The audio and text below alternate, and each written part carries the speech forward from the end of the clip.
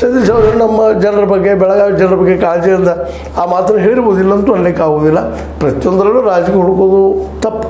ಆದ್ರೆ ಇಲ್ಲೇ ನಾವು ರಾಜಕೀಯ ಮಾಡಕತ್ತೀವಿ ಅಂದಾಗ ಇಂಥ ವಿಷಯಗಳು ಸಹಜವಾಗಿ ಚರ್ಚೆಗೆ ಬರ್ತಾ ಇರ್ತಾವೆ.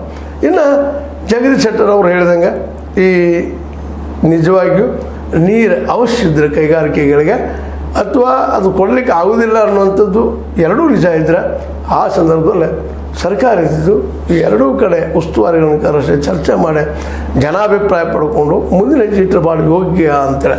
ಯಾಕಂದರೆ ನೀರಿನ ಅವಶ್ಯಕತೆ ಎಲ್ಲರಿಗೂ ಬೇಕಾಗಿದೆ. ಕುಡಿಯೋದು ಮೊದಲು, ಜೊತೆಗೆ ಇಂಡಸ್ಟ್ರಿಗೆ ಆಗಿರ್ಬೋದು, ಹೊಲಗಳಿಗಾಗಿರ್ಬೋದು, ಕೃಷಿಗಾಗಿರ್ಬೋದು.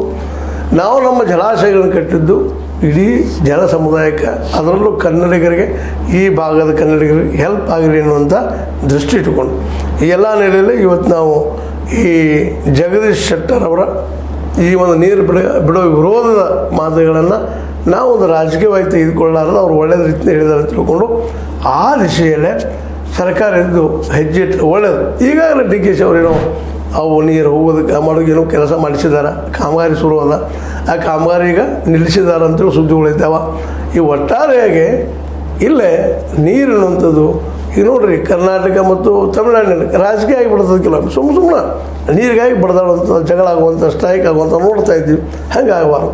ಯಾಕಂದರೆ ನಾವು ಒಬ್ಬರನ್ನೊಬ್ಬರು ತಿಳ್ಕೊಂಡು ಒಬ್ರಿಗೊಬ್ಬರು ಅನುಕೂಲ ಆಗುವಂಥ ದಿಶೆಯಲ್ಲಿ ನಾವು ವಿಚಾರ ಮಾಡಿ ಹೆಜ್ಜೆ ಇಡಬೇಕಾಗಿದೆ.